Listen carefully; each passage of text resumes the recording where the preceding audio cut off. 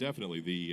In fact, there's, and this was, I'm always a bit skeptical to start with. So a good fuel additive, because everybody I've talked to that has a truck that runs really well and needs to get their DPF cleaned. Actually, I should say I really don't like fuel catalyst because it impacts my pocketbook. But no, a good catalyst.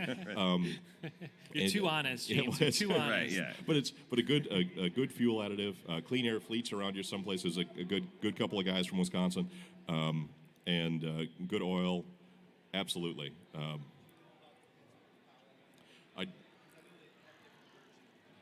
That's Pittsburgh Power. It's what are they?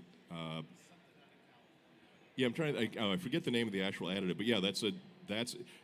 And it's amazing how little you need. It's like, and that's, but a good fuel additive and good motor oil, and make sure your air filters are clean. I mean, just basic maintenance will eliminate. You'll be amazed at how long a DPF will go. Yes, sir. Yep.